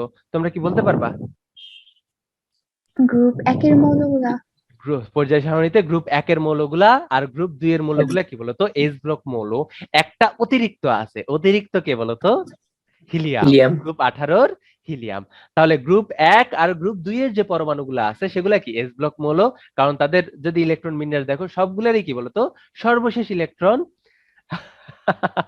আমি বেশি কথা বলি তার জন্য সবার কাছে মাফ চাই। এরপর থেকে নিজেকে কন্ট্রোল করার ট্রাই করব। সবাই দোয়া কইরো যেন কন্ট্রোল করতে পারি। এই শোনো, সবাই ওই মিমের আত্মার মানে মিমের রুহের মাগফিরাতের জন্য দোয়া করবা, সে যেন নিজেকে কন্ট্রোল করতে পারে। কেমন? তার কন্ট্রোলেন্স পাওয়ার অনেক কম, ঠিক আছে? সে নিজেকে কন্ট্রোল করতে চায়, তো এই জন্য তার তার জন্য সবাই দোয়া করবা, ঠিক আছে? আর দোয়া করলে আরেকটা জিনিস হবে, এখন ইফতার আছে মানে রোজা আছে, তো সে কিন্তু ইফতারের দাওয়াতটাও দিয়ে দিবে। তো এটা মিম বলে নাই, আমি তার পক্ষ থেকে বলে দিলাম। তো তোমরা ওই দোয়া করবা। শোনো, তোমাদের কাজ কি? দোয়া করবা, দোয়া করে হচ্ছে এই মোনাজাতের একটা ছবি তুলবা। ছবি তুলে এটা কি করবা? মিমের ইনবক্সে দিয়ে দিবা। মিম তোমাদের বিনিময়ে কি করবে? বিনিময়ে ট্রিট দিবে, ইফতার ট্রিট দিবে। কেমন? তাই না মিম? ভাই ছবিগুলা তুইলে আমাদেরকে পাঠিয়ে দিব। না না না, আচ্ছা, হ্যাঁ হ্যাঁ, না ও মিমরে পাঠাবা। ও ইফতারের ছবি তুলে পাঠাবে? না না, এরকম না, এই ছেঁচড়ামি করলে হবে না। ইফতারি খাইতে হবে। এই মিম ছেঁচড়ামি করবে না, ইফতার খাওয়াবা, ঠিক আছে? তোমার এই ভুকা রাঙ্গা ফ্রেন্ড গুলা আছে, এগুলাকে না খাওয়াইলে হবে? তোমার জন্য দোয়া করবে, তারা দোয়া করে আবার ছবি তুলবে। খাওয়াবো, অবশ্যই খাওয়াবো। অবশ্যই খাওয়াবে, ঠিক আছে? এই সবাই শুনছো? তাহলে আজকে সবাই এই কাজটা করবা, ওই মুনাজাতের ছবি তুলে মিমের ইনবক্স করে দিবা, দেখবা খাওয়াচ্ছে, ঠিক আছে? তাহলে দেখো এস ব্লক মৌল কোনগুলা? গ্রুপ 1 গ্রুপ 2 এর পরমাণু সমূহ। এক্সট্রা কি আছে বলতো? এক্সট্রা আছে হিলিয়াম। কারণ তাহলে এস ব্লক মৌল কোনগুলা? গ্রুপ 1 এর পরমাণু সমূহ, গ্রুপ 2 এর পরমাণু সমূহ, আর এক্সট্রা কোনটা বলতো? গ্রুপ 18 এর হিলিয়াম। তো এদের প্রত্যেকেরই যদি তুমি ইলেকট্রন বিন্যাস করো, দেখবা সর্বশেষ ইলেকট্রনটা কোন অরবিটালে প্রবেশ করছে? এস অরবিটালে প্রবেশ করছে। এজন্য আমরা এদেরকে কি বলি? এদের প্রত্যেককে আমরা বলি এস ব্লক মৌল। তাহলে এস ব্লক মৌল টোটাল কয়টা হইলো? গুণত দেখো, 1 নাম্বার গ্রুপে কয়টা আছে? 1 2 3 4 5 6 7। 2 নাম্বার গ্রুপে কয়টা আছে? 1 2 3 4 5 6। তাহলে 7 আর 6 যোগ করলে কত হয়? 13। আর হিলিয়াম একটা আছে, তাহলে কয়টা হইলো টোটাল? 14টা হইলো। 14। তাহলে এস ব্লক মৌল কয়টা? এই যে দেখো 14টা। তাহলে এস ব্লক মৌল হচ্ছে আমাদের 14টি। এস ব্লক মৌল হচ্ছে আমাদের 14টি। তাহলে এস ব্লক মৌল যদি আমরা বুঝি, তাহলে পি ব্লক মৌল আমরা কাদের বলবো সেটা আমরা বুঝতে পারবো না? তাহলে এস ব্লক মৌল কারা ছিল? যাদের ইলেকট্রন বিন্যাসের সর্বশেষ ইলেকট্রনটি এস অরবিটালে প্রবেশ করে। তাহলে পি ব্লক মৌল কারা হবে বলতো? যাদের ইলেকট্রন বিন্যাসে সর্বশেষ ইলেকট্রনটি পি পি অরবিটালে অরবিটালে প্রবেশ করবে। Very good, very good. যেমন দেখো, ক্লোরিনের ইলেকট্রন বিন্যাস যদি আমরা করি, ক্লোরিন হচ্ছে 17, তার ইলেকট্রন বিন্যাস যদি আমরা করি, তাহলে ইলেকট্রন বিন্যাস করলে দেখা যাবে 1s2 2s2 2p6 3s2 3p5। তাহলে এই যে ক্লোরিনের সর্বশেষ ইলেকট্রন কোথায় আছে বলতো? 3p অরবিটালে আছে, তাই না? 3p উপস্তরে আছে আর কি। তাহলে যেহেতু 3p অরবিটালে ইলেকট্রন ওই ক্লোরিনের সর্বশেষ ইলেকট্রনটা প্রবেশ করছে, এজন্য ক্লোরিন কোন ধরনের কোন ব্লক মৌল হবে? ক্লোরিন হবে পি পি ব্লক ব্লক। মৌল। তাহলে পি ব্লক মৌল কারা কারা বলতো? পি ব্লক মৌল দেখে ফেলি। দেখো, গ্রুপ 13 থেকে গ্রুপ 18 পর্যন্ত, আরে বাবা রে বাবা, গ্রুপ 13 থেকে গ্রুপ 18 পর্যন্ত যতগুলা পরমাণু আছে এক্সেপ্ট কি বলতো? হিলিয়াম। হিলিয়াম বাদ দিয়ে সবগুলার ইলেকট্রন বিন্যাস যদি তুমি করো, দেখবা কত আসতেছে তাদের ইলেকট্রন বিন্যাস। যা হচ্ছে ইলেকট্রন বিন্যাসে সর্বশেষ ইলেকট্রনটা কোন অরবিটালে প্রবেশ করতেছে? পি অরবিটালে প্রবেশ করতেছে। এজন্য গ্রুপ 13 থেকে 18 যে পরমাণুগুলো আছে সবগুলাকে আমরা কি বলবো? আমরা বলবো পি ব্লক পি মৌল। ব্লক। তাদেরকে আমরা কি বলবো? পি ব্লক মৌল পি ব্লক মৌল। বলবো। তাহলে দেখো তো গুণত কয়টা পরমাণু আছে? দেখো এই গ্রুপ 13 তে কয়টা আছে? 1 2 3 4 5 6। তাহলে 6টা, 6 দুগুণা 12, 3 6 18, 4 6 24, 5 6 30, 6 6 36। হিলিয়াম সহ নিলে 37টা হইতো, কিন্তু হিলিয়াম তো এস ব্লক মৌল। হিলিয়াম বাদ দিয়ে তাহলে কয়টা আছে? এই যে এতটুকু 36টা। পর্যন্ত 36টা আছে। তাহলে আমাদের পি ব্লক মৌল কয়টা? আমাদের পি ব্লক মৌল হচ্ছে 36টা। 36টা। তাহলে আমাদের পি ব্লক মৌলের সংখ্যা টোটাল 36টা। তাহলে লিখে ফেলো আমাদের পি ব্লক মৌল কয়টি? আমাদের পি ব্লক মৌল 36টি। তাহলে এস ব্লক মৌল, পি ব্লক মৌল তোমরা চিনতে পারছো। তাহলে বলো তো ডি ব্লক মৌল কারা হবে? ভাইয়া গ্রুপ 3 থেকে হ্যাঁ আচ্ছা, 12। প্রথমে হ্যাঁ, ভেরি গুড ভেরি গুড, 3 থেকে 12 আমি বুঝতে পারছি। শোনো এখানে কথা আছে একটু, ব্যাপার স্যাপার আছে, কারণ গ্রুপ 3-এ কিন্তু অনেকগুলা পরমাণু আছে। গ্রুপ 3-এ কিন্তু 32টা না পরমাণু, গ্রুপ 3-এ 32টা টোটাল, জি ভাইয়া। অনেকগুলো পরমাণু আছে। তো গ্রুপ 3-এ কিন্তু ঝামেলা আছে। শোনো ডি ব্লক মৌল কারা? যাদের ইলেকট্রন বিন্যাসে সর্বশেষ ইলেকট্রনটা ডি উপস্তরে প্রবেশ করে, মানে ডি অরবিটালে প্রবেশ করে, তাদেরকে আমরা কি বলতেছি? ডি ব্লক মৌল। উদাহরণস্বরূপ চলো একটা দেখাই দিই, স্ক্যান্ডিয়াম 21, তাই না? স্ক্যান্ডিয়াম 21। তাহলে বলো তো স্ক্যান্ডিয়াম 21-এর যদি আমরা ইলেকট্রন বিন্যাস করি তাহলে কি হবে? 1s2, শোনো শোনো পিয়া শোনো, 2s2 2p6, 3s2 3p6, তারপরে কি বলতো 3d 4s2, তারপরে কি বলতো 3d1। তাহলে বলতো সর্বশেষ ইলেকট্রনটা কোথায় প্রবেশ করছে এখানে? বলো, এটা বলো, সর্বশেষ ইলেকট্রনটা কোথায় প্রবেশ করছে? 4s এ? না ভাইয়া অবশ্যই 4s এ থ্রি না, ডি তে। 3d তে প্রবেশ করছে। এটা তোমরা ইলেকট্রন বিন্যাস থেকে সবাই জানো যে সর্বশেষ ইলেকট্রনটা কোথায় প্রবেশ করছে? 3d তে প্রবেশ করছে। যারা জানো না তারা আমার কাছে আসবা, তাদের পিঠের চামড়া আমি সব তুলে ফেলবো পিটায়, ঠিক আছে, ব্যাট দিয়ে। তাহলে সর্বশেষ ইলেকট্রনটা কোথায় প্রবেশ করছে? 3d তে প্রবেশ করছে। তার মানে কি বলতো ডি অরবিটালে প্রবেশ করছে, এজন্য স্ক্যান্ডিয়ামকে আমরা কি বলবো? ডি ব্লক মৌল বলবো। তাহলে ডি ব্লক মৌল কারা কারা পর্যায় সারণীতে চলো তাদের অবস্থান জেনে আসি। ডি ব্লক মৌল হচ্ছে ভাইয়া গ্রুপ 3 থেকে গ্রুপ 12 পর্যন্ত যে পরমাণুগুলো আছে সবগুলা, কেমন? কিন্তু ঝামেলা আছে, দেখো গ্রুপ 3-এ স্ক্যান্ডিয়াম আছে, ইট্রিয়াম আছে, তারপরে কি আছে? ল্যান্থেনিয়াম, তারপরে সিরিয়াম, এরকম আছে না? তো এই যে ডি ব্লক মৌলের অন্তর্ভুক্ত হবে স্ক্যান্ডিয়াম, ইট্রিয়াম, আর এখানে কি পর্যন্ত? ল্যান্থেনিয়াম পর্যন্ত। ল্যান্থেনিয়ামের পরে যে এই যে পরমাণুগুলো আছে এগুলা কি হবে না? এগুলা ডি ব্লক মৌলের অন্তর্ভুক্ত হবে না, ঠিক আছে? কারণ কি? তাদের সর্বশেষ ইলেকট্রনটা ডি অরবিটালে কি করে না? প্রবেশ করে না। তাদের যায় না। সর্বশেষ ইলেকট্রনটা এফ অরবিটালে প্রবেশ করে, এই জন্য তারা অন্য ক্যাটাগরিতে। যেহেতু এই সেরিয়াম থেকে আমাদের লুটেশিয়াম পর্যন্ত পরমাণু সময়ের ইলেকট্রন বিন্যাসের সর্বশেষ ইলেকট্রনটা ডি অরবিটালে প্রবেশ করে না, তাই এই পরমাণুগুলোকে আমরা কি বলবো না? ডি ব্লক মৌল বলবো না। তাহলে ডি ব্লক মৌল কি হবে? ল্যান্থেনিয়াম হবে। আবার দেখো এই যে এই গ্রুপে কি আসবে? আমাদের অ্যাক্টিনিয়াম আসবে আর থোরিয়াম আসবে। শুধুমাত্র অ্যাক্টিনিয়াম আর থোরিয়াম এই দুইটা পরমাণুর ইলেকট্রন বিন্যাসের সর্বশেষ ইলেকট্রনটা ডি অরবিটালে প্রবেশ করে। বাকি যেগুলো আছে একটারও কি সর্বশেষ ইলেকট্রন কি করে না? ডি অরবিটালে প্রবেশ করে না। এর জন্য তাহলে ডি ব্লক মৌল কি হবে? এখানে অ্যাক্টিনিয়াম হবে, এখানে থোরিয়াম হবে, আর এখানে কি হবে বলতো? ল্যান্থেনিয়াম হবে। আর বাকি 3 থেকে 12 নম্বর গ্রুপে সবাই কি হবে বলতো? ডি ব্লক মৌল হবে। তাহলে গুণে দেখো তো টোটাল কয়টা হয়? দেখো এখানে কয়টা আছে? 4টা। এখানে কয়টা? আরো 4টা, 4 দুগুণা 8, 3 চারা 12, 4 চারা 16, 4 5 20, 4 6 24, 4 7 28, 4 কত? 4 8 32, তারপরে 4 নং 36, তারপরে কি 37, 38, 39, এই অ্যাক্টিনিয়াম 40, থোরিয়াম কত? 41। তাহলে ডি ব্লক মৌল টোটাল কয়টা? 41টা। 41টা। তাহলে ডি ব্লক মৌল আমাদের টোটাল 41টা। তাহলে বলতো এফ ব্লক মৌল কারা হবে? একইভাবে এফ ব্লক মৌল তারাই হবে যাদের ইলেকট্রন বিন্যাসের সর্বশেষ ইলেকট্রনটা কোন অরবিটালে প্রবেশ করে? F F block। অরবিটালে প্রবেশ করে। তাহলে আমরা এস ব্লক পাইলাম, ডি ব্লক পাইলাম, পি ব্লক পাইলাম, এগুলা বাদ দিয়ে যারা আছে সবাই কি বলতো? এফ ব্লক মৌল। তাহলে এফ ব্লক মৌল কোনগুলা বাকি আছে? এই যে দেখো, এই যে এই সিরিজে ল্যান্থেনাইট সিরিজে ওই সিরিয়াম থেকে লুটেশিয়াম, এবং কি বলতো এখানে কি বলতো এখানে এই যে এখান থেকে পিএ থেকে লরেনসিয়াম পর্যন্ত, এলআর পর্যন্ত, এগুলা কি বলতো? এগুলো হচ্ছে আমাদের এফ ব্লক মৌল। কারণ এদের ইলেকট্রন বিন্যাস যদি আমরা করি দেখবা সর্বশেষ ইলেকট্রনটা এফ অরবিটালে প্রবেশ করতেছে। তাহলে দেখো এখানে কয়টা আছে? এখানে আছে 14টা, এখানে কয়টা আছে? নিচে আছে কয়টা? 13টা। 14 আর 13 মিলে কয়টা হয়? 27টা। তাহলে এফ ব্লক মৌলের টোটাল সংখ্যা কয়টা বলতো? টোটাল সংখ্যা হয় 27টা। এখন শেষ একটা কথা বলি, শোনো তোমাদের কি করা লাগবে। পরের দিন পারমাণবিক সংখ্যা 1 থেকে 30 পর্যন্ত যে পরমাণুগুলো আছে, 1 থেকে যে 30 পরমাণুগুলো আছে, পরের দিন আমি প্রত্যেকটার পারমাণবিক সংখ্যা তোমাদের জিজ্ঞেস করব। আমি এভাবে জিজ্ঞেস করব ক্রোমিয়ামের পারমাণবিক সংখ্যা কত, অথবা এভাবে জিজ্ঞেস করব 22 কার পারমাণবিক সংখ্যা। এগুলো তোমাদের কি করা লাগবে? ঠাঠা মুখস্থ করা লাগবে। তো তার মধ্যে 1 থেকে 20 তোমরা জানো, সবাই পারো কম বেশি, তাই না? 1 থেকে 20 কি সবাই কম বেশি জানো। আর গত ক্লাসে আমি একটা কথা বলছিলাম, পুরো পর্যায় সারণী মুখস্থ করা আসলে কি বোকামি। তারপরে আমি ছন্দ লিখে দিব, ছন্দ অনুসারে তোমরা মুখস্থ করতে পারো, এটা কমপ্লিটলি তোমাদের পার্সোনাল চয়েস। তবে আমি বলবো কি 1 থেকে 30 পর্যন্ত একদম ঠাটা মুখস্থ করো, কেমন? তার মধ্যে 1 থেকে 20 তোমরা খুব ভালোভাবে মুখস্থ করতে পারো। তো সমস্যা বাধে হচ্ছে 21 থেকে 30, তাই না? তো 21 থেকে 30 মুখস্থ করার জন্য চলো আমরা একটা ছন্দ লিখে ফেলি। তো ছন্দটা হচ্ছে এরকম। ভাই এফ ব্লক গ্রুপটা আরেকবার বললেন? আচ্ছা, অ্যাব্লক মৌল হচ্ছে যে সকল পরমাণু সমূহ হচ্ছে পরমাণু সমূহের ইলেকট্রন বিন্যাসে সর্বশেষ ইলেকট্রনটা এফ অরবিটালে প্রবেশ করে। তার মধ্যে কে কে আছে? এই যে 58 থেকে, তাহলে অ্যাব্লক মৌল কি হবে? এই যে এই ল্যান্থেনাইট সিরিজে 58 থেকে 71, আর কি বলতো অ্যাক্টিনাইট সিরিজে কি 91 থেকে 103, এরা কেমন এরা। তো এরা হচ্ছে কি আমাদের অ্যাব্লক মৌল। টোটাল কয়টা হইলো? 27টা। টোটাল কয়টা হইলো? 27টা হইলো। তো 21 থেকে 30 পর্যন্ত যে মৌলগুলো আছে এগুলার পারমাণবিক সংখ্যা মনে রাখার জন্য তোমরা যে কাজটা করবা, তোমরা একটা ছন্দ মনে রাখবা। তো ছন্দটা আমার সাথে সাথে লিখে ফেলো। সচিন টেন্ডুলকার,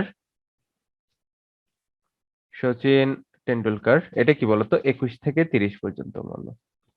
আর গ্রুপের পরমাণুগুলা কিভাবে মনে রাখবো সেগুলো আমরা ওই যখন গ্রুপ নিয়ে আলোচনা করবো, আমরা প্রত্যেকটা গ্রুপ নিয়ে পড়াশোনা করবো, তখন আমরা কি বলতো ওই গ্রুপের যে পরমাণুগুলো আছে ওইগুলার নাম মনে রাখার ছন্দ শিখবো। ঠিক আছে? তো সচিন টেন্ডুলকার, সচিন টেন্ডুলকার ভ্যানিশিং ক্রিম মেখে, ভ্যানিশিং ক্রিম মেখে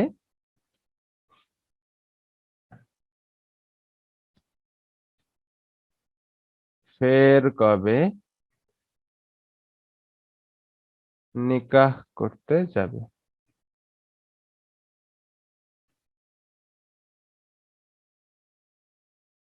তাহলে সচিন হচ্ছে স্ক্যান্ডিয়াম, টেন্ডুলকার হচ্ছে টাইটানিয়াম, ভ্যানিশিং হচ্ছে ভ্যানেডিয়াম, ক্রিম হচ্ছে ক্রোমিয়াম, মেখে হচ্ছে ম্যাঙ্গানিজ, ফের হচ্ছে আয়রন বা ফেরাম, কবে হচ্ছে কোবাল্ট, নিকা হচ্ছে নিকেল, করতে হচ্ছে কপার, যাবে হচ্ছে জিঙ্ক। তো এগুলো কি বলতো? এগুলো হচ্ছে আমাদের 21, 22, 23, 24, 25, 26, এভাবে করে কি 30 পর্যন্ত মৌল। তাহলে 21 নাম্বার পরমাণু কে? 21 নাম্বার পরমাণু হচ্ছে স্ক্যান্ডিয়াম, 22 হচ্ছে টাইটানিয়াম, 23 হচ্ছে ভ্যানাডিয়াম, 24 হচ্ছে কি ক্রোমিয়াম, 25 হচ্ছে ম্যাঙ্গানিজ, 26 হচ্ছে আয়রন, 27 কোবাল্ট, 28 নিকেল, 29 কপার, এবং 30 নাম্বার পরমাণু কি আমাদের জিঙ্ক। ঠিক আছে? তো এভাবে তোমরা কি করতে পারো, এভাবে তোমরা কিন্তু 21 থেকে 30 পর্যন্ত যে পরমাণুগুলো আছে ওইগুলোর নাম মুখস্থ রাখতে পারো। ঠিক আছে? ঠিক আছে, ঠিক আছে, ঠিক আছে, জি ভাইয়া। ঠিক আছে। তো এগুলো তোমরা মনে রাখবা, সমস্যা নাই। তো এই সম্পর্কিত আলোচনা আমরা এখানেই আমরা বাদ দিলাম। তো এখন আমরা যে টপিকটা নিয়ে আলোচনা করব, তো তোমাকে সাপোজ বলে দেওয়া থাকলো যে একটা পরমাণুর নাম বলে দেওয়া থাকলো যে ক্রোমিয়াম, কেমন? তো তোমার কাজ হচ্ছে যে তুমি বের করবা এটা পর্যায় সারণীর কোথায় আছে। পর্যায় সারণীর কোথায় আছে বলতে পর্যায় সারণীর কয় নাম্বার গ্রুপে আছে এবং কয় নাম্বার পর্যায়ে আছে, কেমন, এটা তুমি বের করবা। তার মানে কোনো একটা পরমাণুর পর্যায় সারণীতে অবস্থান নির্ণয় করা আমরা এখন শিখবো। তাহলে টাইটেল দিয়ে দাও, পর্যায় সারণীতে পরমাণুর অবস্থান নির্ণয়। পর্যায় সারণীতে পরমাণুর অবস্থান নির্ণয়।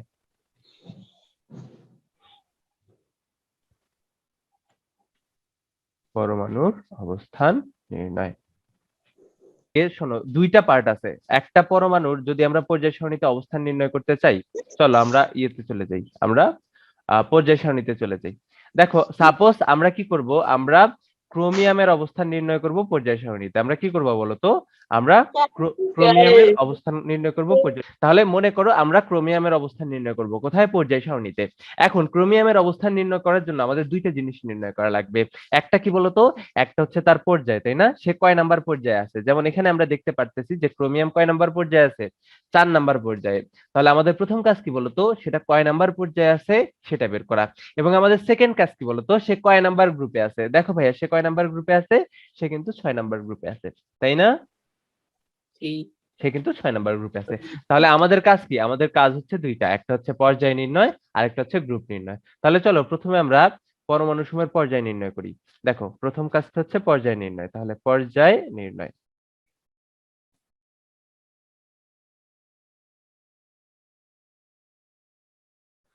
শোনো, পর্যায় নির্ণয় হচ্ছে কি বলতো? যোজ্যতা স্তর। যোজ্যতা স্তরের নাম্বারে কি তার পর্যায় নির্ণয় করে। কোন পরমাণুর যোজ্যতা স্তরের সংখ্যা, যোজ্যতা স্তরের, যোজ্যতা স্তর, যোজ্যতা স্তরে কি করে? তার পর্যায় নির্দেশ করে, তার পর্যায় নির্দেশ করে। কোন একটা পরমাণুর যোজ্যতা স্তরে কি করে? তার পর্যায় নির্দেশ করে। তো এই লাইনটা দ্বারা কি বোঝায় চলো আমরা দেখি। মনে করো সোডিয়াম হচ্ছে একটা পরমাণু যার পারমাণবিক সংখ্যা কত, 11, এবং এর ইলেকট্রন বিন্যাস যদি আমরা করি কি দেখবো বলতো, এই যে 1s2 2s2 2p6 3s1। বলো তো এর ইলেকট্রন বিন্যাসে সর্বশেষ শক্তি স্তর কোনটা আছে? 3 নাম্বার, 3 নম্বর। তাই না? তাহলে 3 নাম্বার শক্তি স্তর কি, তার যোজ্যতা স্তর। তাহলে এই সোডিয়াম কয় নাম্বার পর্যায়ে থাকবে বলতো? 3 নাম্বার পর্যায়ে থাকবে। ঠিক আছে, কেন? তার যোজ্যতা স্তরই কি বলতো তার পর্যায়ে নির্দেশ করে, এবং এটা সকল ধরনের পরমাণুর জন্য সত্য। এটা কি বলতো, এস ব্লক পরমাণুগুলোর জন্য সত্য, পি ব্লক মৌলগুলোর জন্য সত্য, ডি ব্লক মৌলগুলোর জন্য সত্য, এ ব্লক মৌলগুলোর জন্য সত্য। তার মানে সকল পরমাণু পর্যায় সারণীতে যে 118টা মৌল আছে, 118টারই কি কি বলতো ইলেকট্রন বিন্যাসে তার যে যোজ্যতা স্তর থাকে, ঠিক আছে, সর্বোচ্চ যে স্তর পর্যন্ত ইলেকট্রন যায় ওই স্তরের নাম্বারটাই কি করে বলতো তার পর্যায়ে নির্দেশ করে, এবং এগুলা কি বলতো সকল পরমাণুর জন্য সত্য। তাহলে তোমরা আমাকে এখন ঝটপট জানিয়ে দাও তো জিঙ্ক কয় নাম্বার পর্যায়ে আছে ইলেকট্রন বিন্যাস করে, এখনই ঝটপট জানায় দাও, তোমাদের সময় হচ্ছে 1 মিনিট, তাড়াতাড়ি জানায় 4 নম্বর পর্যায়ে। 4 নাম্বার পর্যায়ে। আর কেউ? ভেরি ভাইয়া গুড, 4 নম্বর পর্যায়ে। লাবিবাও লিখতেছে 4, ভেরি গুড। ভাইয়া স্যার হ্যাঁ হ্যাঁ, আচ্ছা। Very good very good very good very good. আচ্ছা, তাহলে জিঙ্কের ইলেকট্রন বিন্যাস যদি আমরা করি, ইলেকট্রন বিন্যাস কি কি পাবো বলতো? এই যে 1s2 2s2 2p6 3s2 3p6, তারপরে কি বলতো, তারপরে 4s এ ঢুকে যাবে, 4s2 হবে, তারপরে কি বলতো 3d10। তাহলে বলতো এর যোজ্যতা স্তর কোনটা? যোজ্যতা স্তর হচ্ছে 4, সর্বোচ্চ 4 নাম্বার শক্তি স্তর পর্যন্ত ইলেকট্রন এর মধ্যে গেছে। তাহলে বলো তো জিঙ্ক কয় নাম্বার পর্যায়ে থাকবে? জিঙ্ক কিন্তু তাহলে 4 নাম্বার পর্যায়ে থাকবে। তাহলে একবার চেক করে দেখো তো আসলে 4 নাম্বার পর্যায়ে আছে কিনা। জি ভাইয়া আছে। এই যে দেখো জিঙ্ক কিন্তু 4 নাম্বার পর্যায়ে আছে আসলেই। তাহলে যে কোনো পরমাণুর ইলেকট্রন বিন্যাস থেকে আমরা কি করতে পারি, আমরা কিন্তু তার পর্যায় নির্ণয় করতে পারি। এবার আমাদের সেকেন্ড জিনিসটা, ভাইয়া পর্যায় নির্ণয় করলে তো আমরা পুরোপুরি অবস্থানটা জানতে পারবো না, আমাদের কি জানা লাগবে, তার গ্রুপ নাম্বারটাও জানা লাগবে। তাহলে চলো আমরা গ্রুপটা জেনে ফেলি। গ্রুপ নাম্বার কিভাবে বের করবো। তো এবার হচ্ছে টাইটেল গ্রুপ নির্ণয়। এবার কি বলতো, গ্রুপ নির্ণয়। এই গ্রুপ নির্ণয় আবার আমাদের ব্লক ভাগ করে ফেলতে হবে। ঠিক আছে, গ্রুপ নির্ণয়। তো গ্রুপ নির্ণয় 4টা ব্লক মৌলের জন্য 4 ধরনের হবে। ঠিক আছে, 4টা ব্লক মৌলের জন্য 4 ধরনের হবে। তাহলে প্রথমে আসলো আমাদের এস ব্লক। কেমন এস ব্লক মৌলের ক্ষেত্রে? এস ব্লক মৌলে মৌলে আচ্ছা, এস ব্লক এত কিছু না লিখে আমি জাস্ট এস ব্লক লিখে দিই। তাহলে এস ব্লক মৌলসমূহের ক্ষেত্রে ভাইয়া এনএস উপস্তরে, এনএস উপস্তরে ইলেকট্রনের সংখ্যাই তার গ্রুপ নির্দেশ করে, তার গ্রুপ নির্দেশ করে, নির্দেশ করে। যেখানে এন কি বলতো, এই যেখানে এন কি, এন যোজ্যতা স্তর, এন কি বলতো যোজ্যতা স্তর। তোমরা কি ক্লিয়ার হইতে পারছো ভাইয়া? তাহলে এস ব্লক মৌলের গ্রুপ কি হবে? এস ব্লক মৌলের গ্রুপ হবে ভাইয়া তার এনএস উপস্তরে যতগুলো ইলেকট্রন আছে তত নাম্বার গ্রুপে আছে, যেখানে এন কি যোজ্যতা স্তর। তো এই জিনিসটা দিয়ে কি বোঝায়, মনে করো তুমি ক্যালসিয়াম নিলা, ক্যালসিয়াম হচ্ছে কি একটা এস ব্লক মৌল। ঠিক আছে, এটা কিভাবে বুঝবা, ব্লকটা কিভাবে বুঝবা বলো তো? তুমি ইলেকট্রন বিন্যাস করে ফেলবা। তো ক্যালসিয়ামের আমরা জানি 20, তাহলে ইলেকট্রন বিন্যাস করে ফেলি 1s2 2s2 2p6 3s2, তারপরে কি 3p6, তারপরে কি বলতো 4s2। তাহলে বলতো ক্যালসিয়ামের ইলেকট্রন বিন্যাসে সর্বশেষ ইলেকট্রনটা 4s অরবিটালে প্রবেশ করে, তাই না? এই জি ভাইয়া। তাহলে জি এস ভাইয়া। অরবিটালে প্রবেশ করে, তাহলে ক্যালসিয়াম কি একটা এস ব্লক মৌল। তাহলে কি ক্যালসিয়াম একটা এস ব্লক মৌল। তার মানে তার যে যোজ্যতা স্তর এনতম স্তর আছে, যোজ্যতা স্তরে কি বলতো এনতম স্তর আছে, তার এস উপস্তরে যতগুলো ইলেকট্রন আছে সেটাই কি হবে তার গ্রুপ নাম্বার। তাহলে যোজ্যতা স্তর বা এনতম স্তর কোনটা? 4 নাম্বার স্তর। তাহলে 4-এর এস এ কয়টা ইলেকট্রন আছে? দেখো 4s এ আছে 2টা। তাহলে ক্যালসিয়ামের গ্রুপ নাম্বার কত হবে? 2। তাহলে এই যে যোজ্যতা স্তর হচ্ছে 4, তাই পর্যায় হবে 2, আর 4s এ যেহেতু 2টা ইলেকট্রন আছে গ্রুপ হচ্ছে কত 2। তার মানে ক্যালসিয়াম কয় নাম্বার পর্যায়ের কয় নাম্বার গ্রুপে আছে? 4 নাম্বার পর্যায়ের 2 নাম্বার গ্রুপে আছে, তাই না? 4 নাম্বার জি। পর্যায়ের 2 নাম্বার গ্রুপে আছে। চলো তো দেখি আছে কিনা। তাহলে ক্যালসিয়াম কই? ক্যালসিয়াম হচ্ছে এই যে এটা। তাহলে দেখো তো সে কয় নাম্বার পর্যায়ে আছে? 1 2 3 4 এবং কি গ্রুপ কয় নাম্বারে? 1 2। দেখো 4 নাম্বার পর্যায়ে 2 নাম্বার গ্রুপে আছে। এভাবে যে কোনো এস ব্লক মৌলের অবস্থান তোমরা সঠিকভাবে বের করতে পারবা না? পারবা কিন্তু। কারণ পর্যায় নির্ণয় করা অনেক ইজি। আমাদের যোজ্যতা স্তরের সংখ্যাই কি হবে? তার পর্যায় সংখ্যা হবে। কেমন? আর এস ব্লক মৌলসমূহের গ্রুপ আমরা কিভাবে নির্ণয় করব? যোজ্যতা স্তরের এস অরবিটালে যতগুলো ইলেকট্রন থাকে, যোজ্যতা স্তরের এস অরবিটালে যতগুলো ইলেকট্রন থাকবে সেই ইলেকট্রনের নাম্বারই কি হবে বলতো? তার গ্রুপ নাম্বার। তাহলে এস ব্লক মৌলসমূহের গ্রুপ আমরা নির্ণয় করতে পারবো ইনশাআল্লাহ, তাই না? পি ব্লক মৌলসমূহের যে অবস্থানটা সেটা কি হবে বলতো? সেটা হবে ভাইয়া যোজ্যতা স্তরে মানে এনপি অরবিটালে ইলেকট্রন সংখ্যা, এনপি অরবিটালে উপস্তরে, সরি অরবিটাল না, এনপি উপস্তরে ইলেকট্রন সংখ্যা। এই বুলবুল তুমি কেমন আছো? তুমি তো মনে হয় ক্লাস করোই না। যোগ 10, যোগ কি হবে? 10। তাহলে এনপি উপস্তরে ইলেকট্রন সংখ্যা, তাকে আমরা 10 দিয়ে যদি তার সাথে যদি আমরা 10 যোগ করি তাহলে যে নাম্বারটা পাবো সেটাই কি হবে বলতো? একটা পি ব্লক মৌলসমূহের পি ব্লক মৌলের কি হবে? গ্রুপ নাম্বার হবে। যেমন অ্যালুমিনিয়ামের কথা যদি আমরা চিন্তা করি, অ্যালুমিনিয়াম না, মনে করো আমরা ফসফরাসের কথা চিন্তা করলাম। ফসফরাসের কত বলতো? 15। কেমন? তো ইলেকট্রন বিন্যাস করি। ইলেকট্রন বিন্যাস করলে আমরা কি পাবো? 1s2। তারপরে কি পাবো বলতো? 2s2, 2p6, তারপরে 3s। তাহলে কত হইলো? 10 12 আর 3, তার মানে 3p3। আচ্ছা শোনো, এটা এনপি না, এটা যোজ্যতা স্তরে ইলেকট্রনের সংখ্যা। কেমন? যোজ্যতা স্তরে ইলেকট্রনের সংখ্যা যোগ 10। তাহলে পি ব্লক মৌলসমূহের গ্রুপ নাম্বার আমরা কিভাবে নির্ণয় করব? আমরা দেখব যে এটা ফার্স্টে তো চেক করবো এটা কোন ব্লক মৌল। যদি দেখি যে না পি ব্লক মৌল, সেক্ষেত্রে আমরা দেখবো কি বলতো? তার যোজ্যতা স্তরে কয়টা ইলেকট্রন আছে। ভাই আর করোনা পজিটিভ হয়েছে? হ্যাঁ আমার করোনা পজিটিভ 10 বার হয়েছে। আসো তোমাদেরকেও ছুঁয়ে দিই। আচ্ছা, তাহলে 1s2 ওই ফসফরাসের যদি আমরা ইলেকট্রন বিন্যাস দেখি তাহলে কি পাবো? 1s2, 2s2, 2p6, 3s2, 3p3। কেমন? এটা হচ্ছে আমাদের ফসফরাসের ইলেকট্রন বিন্যাস। তাহলে সর্বশেষ ইলেকট্রন কয় নাম্বার উপস্তরে প্রবেশ করে? মানে কোন কোন অরবিটালে প্রবেশ করে? 3p অরবিটালে প্রবেশ করে। তার মানে কি বলতো? এটা একটা পি ব্লক মৌল এবং এটার গ্রুপ কি হবে বলতো? পর্যায় কি হবে বলতো? পর্যায় হবে যে কোনো পরমাণুর পর্যায় হয় তার যোজ্যতা স্তরের নাম্বার। যেহেতু এটার যোজ্যতা স্তর হচ্ছে 3 নাম্বার স্তর, তাহলে এটার পর্যায় কি হবে? পর্যায় হবে 3। এবার আমরা গ্রুপ নির্ণয় করব। গ্রুপ কি বলতো? যোজ্যতা স্তরে ইলেকট্রন সংখ্যা যোগ 10। তাহলে বলো তো এটার যোজ্যতা স্তর কয় নাম্বার স্তর? 3 নাম্বার স্তর। তাহলে 3 নাম্বার স্তর হচ্ছে যোজ্যতা স্তর। তাহলে 3 নাম্বার স্তরে টোটাল ইলেকট্রন আছে কয়টা? দেখো 3s এ আছে 2টা, 3p তে আছে 3টা। তাহলে টোটাল যোজ্যতা স্তরে ইলেকট্রন আছে কয়টা বলো তো? 5টা। 5টা। তার সাথে যোগ করব কত দিয়ে? 10। 10। তাহলে কত হইলো? 15। তাহলে গ্রুপ কয় নাম্বার হবে ফসফরাসের? ফসফরাস হচ্ছে 15 নাম্বার গ্রুপে এবং কয় নাম্বার পর্যায়ে? দেখো যোজ্যতা স্তর হচ্ছে 3, তার মানে কি 3 নাম্বার পর্যায়ে। 3 তাহলে নাম্বার। ফসফরাস কয় নাম্বার পর্যায়ের কয় নাম্বার গ্রুপে আছে? 3 নাম্বার পর্যায়ের 3 নাম্বার। এটা 15 15 নাম্বার গ্রুপ। 15 নাম্বার গ্রুপে আছে। ঠিক আছে, তাহলে চলো তো আমরা পর্যায় সারণীতে দেখে ফেলি ফসফরাস কোথায় আছে।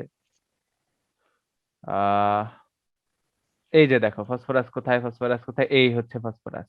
দেখো ফসফরাস কয় নাম্বার গ্রুপে আছে? 15 নাম্বার। কয় নাম্বার পর্যায়ে আছে? দেখো 3 নাম্বার পর্যায়ে আছে। ঠিক আছে, তো পি ব্লক মৌলের অবস্থান আমরা নির্ণয় করতে পারবো, খুব ইজি, তাই না? খুব ইজি। ঠিক আছে, খুবই ইজি। আচ্ছা, তাহলে চলো এবার আমরা ডি ব্লক মৌলের অবস্থান নির্ণয় করা শিখে ফেলি। কেমন? এবার হচ্ছে আমাদের ডি ব্লক মৌল। ডি ব্লক, শোনো, পর্যায় নির্ণয় কিভাবে? যোজ্যতা স্তরের নাম্বারই কি হবে? তার পর্যায় হবে প্রত্যেকটা পরমাণুর ক্ষেত্রে। তাহলে ডি ব্লক মৌলের গ্রুপ হবে ভাইয়া, ডি ব্লক মৌলের গ্রুপ হবে ভাইয়া n-1, মানে যোজ্যতা স্তরের আগের স্তরের ডি উপস্তরে যতগুলো ইলেকট্রন থাকে। ঠিক আছে, স্তরে ইলেকট্রন যোগ কি বলতো? যোগ হচ্ছে কি বলতো? যোগ হচ্ছে ns এর ইলেকট্রন। তার মানে কি বলতো? আমরা কোন একটা পরমাণুর ইলেকট্রন বিন্যাস দেখে যদি বুঝি এটা এটা হচ্ছে কি একটা এটা হচ্ছে কি বলতো? এটা হচ্ছে একটা ডি ব্লক মৌল। তার মানে কি সর্বশেষ ইলেকট্রনটা ডি উপস্তরে প্রবেশ করছে। তাহলে কি হবে, সেটা কি হবে, ডি ব্লক মৌল হবে। এখন তাহলে তার পর্যায় কি হবে, পর্যায় হবে যোজ্যতা স্তরের সংখ্যা। এবং গ্রুপ কি হবে বলতো, গ্রুপ হবে ভাইয়া তার যোজ্যতা স্তরের এস অরবিটালে যতগুলো ইলেকট্রন আছে সেই সংখ্যাটাকে তার যোজ্যতা স্তরের আগের স্তরের ডি অরবিটালে যতগুলো ইলেকট্রন আছে সেই সংখ্যা দিয়ে কি করব, যোগ করব, যোগ করে যে যোগফলটা পাবো সেটাই কি হবে, সেটাই হবে তার হচ্ছে গ্রুপ নাম্বার। তাহলে চলো আমরা ক্রোমিয়ামের ক্রোমিয়াম 24 এর কি করি বলতো, পর্যায় এবং গ্রুপ নাম্বার পর্যায় সারণীতে অবস্থান নির্ণয় করে ফেলি। এখন ক্রোমিয়ামের ইলেকট্রন বিন্যাস তোমরা সবাই কম বেশি জানো, তো ইলেকট্রন বিন্যাস করলে আমরা কি পাবো বলতো, 1s2, তারপরে কি 2s2 2p6, তারপরে কি পাবো বলতো, তারপরে কি পাবো 3s2 3p6 2 3p6। আচ্ছা এটাকে তুমি যোজ্যতা স্তরের ইলেকট্রনও নাম দিতে পারো, কোনো সমস্যা নেই, কেমন, এটাকে কি নাম দিতে পারো, যোজ্যতা স্তর থাক, এনএসই থাক। তারপরে 3s2 3p6, তারপরে কোথায় প্রবেশ করে, 4s এ প্রবেশ করে, হ্যাঁ 3d4 হয়। তো তারপরে আমরা কি জানি 4s থেকে আরো একটা ইলেকট্রন 3d তে চলে যায়, তার মানে কত হয়, তার মানে হয় 3d5 4s1। 4s1 তাহলে বলো তো এখানে সর্বশেষ ইলেকট্রনটা কোথায় প্রবেশ করে, 3d তে। 4s অরবিটালে এই সর্বশেষ ইলেকট্রনটা কোথায় প্রবেশ করে, 3d 3d5 তে, 3d তে প্রবেশ করে, কারণ 4s এর শক্তি কিন্তু 3d অপেক্ষা কম, তার মানে 4s এ আগে ইলেকট্রন যায়, তারপরে কি 3d তে যায়। তাহলে সর্বশেষ ইলেকট্রনটা যেহেতু 3d তে প্রবেশ করে, তাই এটা কি বলতো, ক্রোমিয়াম হচ্ছে একটা ডি ব্লক মৌল। এখন ক্রোমিয়াম ডি ব্লক মৌল হইলো, বাট এর ইলেকট্রন বিন্যাসে যোজ্যতা স্তর কোনটা বলতো, 4 যোজ্যতা স্তর কিন্তু 4। তাহলে এর পর্যায় নাম্বার কত হবে, 4 পর্যায় কিন্তু 4ই হবে, পর্যায় হবে 4। এখন বলো তো এর গ্রুপ কি হবে, তাহলে যোজ্যতা স্তর হচ্ছে এনতম স্তর, তাই না, তাহলে এনতম স্তরের এস অরবিটালে কয়টা ইলেকট্রন আছে, একটা, তাহলে 1 যোগ কি করব বলতো, তার আগের শক্তি স্তরের ডি অরবিটালে কি ইলেকট্রন, মানে ডি উপস্তরের ইলেকট্রন, তাহলে তার আগের শক্তি স্তরের ডি কোনটা, এইটা, তাহলে এখানে কয়টা ইলেকট্রন আছে, এটা হচ্ছে n-1 স্তর, এখানে কয়টা ইলেকট্রন আছে, 5টা, তাহলে কত হইলো 6। তাহলে ক্রোমিয়াম কয় নাম্বার গ্রুপে আছে, 6 নাম্বার গ্রুপে আছে। তাহলে অনেক বেশি ইজি না, জি ভাইয়া অনেক ইজি না। তাহলে দেখো তো আমরা দেখে ফেলি আসলে ক্রোমিয়াম 6 নাম্বার গ্রুপে আছে কিনা 4 নাম্বার পর্যায়ে, চলো আমরা দেখে ফেলি। ক্রোমিয়াম কোথায়, ক্রোমিয়াম কোথায়, এই যে দেখো ক্রোমিয়াম, তাহলে ক্রোমিয়াম 4 নাম্বার পর্যায়ে আছে, হ্যাঁ 4 নাম্বার পর্যায়ে আছে। কয় নাম্বার গ্রুপে আছে, 1 2 3 4 5 6 নাম্বার গ্রুপে আছে, দেখো বের হয়ে গেছে, দেখছো বের হয়ে গেছে কিন্তু। তাহলে অনেক ইজি কিন্তু। তাহলে এভাবে আমরা এস ব্লক মৌল, ডি ব্লক মৌল, এফ ব্লক মৌল সমূহের অবস্থান বা গ্রুপ নির্ণয় করতে পারবো না। পর্যায় নির্ণয় সবগুলো মৌলের ক্ষেত্রে সেম, কেমন, বাট গ্রুপ নির্ণয় একটু ঝামেলা আছে, আমাদের প্রত্যেকটা ব্লকের জন্য আলাদা আলাদা নিয়ম ফলো করা লাগে, কেমন। তাহলে আমরা কি এস ব্লক, পি ব্লক আর ডি ব্লক মৌলের গ্রুপ নির্ণয় করতে পারবো না, পারবো। জি ভাইয়া তাহলে এবার এফ ব্লক মৌল দেখো, এটা তো ভাইয়া জীবনেও করি নাই। শোনো শোনো শোনো, পর্যায় কি বলতো, পর্যায় নির্ণয় আগের মতোই, পর্যায় নির্ণয় কি আগের আগের মতোই, মধ্যে ভাইয়া আগের মতোই, যোজ্যতা স্তরের নাম্বারই কি হবে, তার পর্যায় হবে, তাই না, যোজ্যতা স্তরের নাম্বারই কি হবে, তার পর্যায় হবে। তাহলে বলো তো গ্রুপ কি হবে ভাইয়া, এফ ব্লক মৌল যারা আছে তাদেরকে একটা নির্দিষ্ট গ্রুপে অবস্থান দেওয়া হয়েছে, সেটা কি 3 নাম্বার গ্রুপ। তাহলে এফ ব্লক মৌল সমূহের গ্রুপ নির্ণয় করার কি কোনো দরকার আছে, না ভাইয়া কারণ এফ ব্লক মৌল যতগুলা আছে সবগুলা কি, সবগুলাই হচ্ছে 3 নাম্বার গ্রুপে আছে।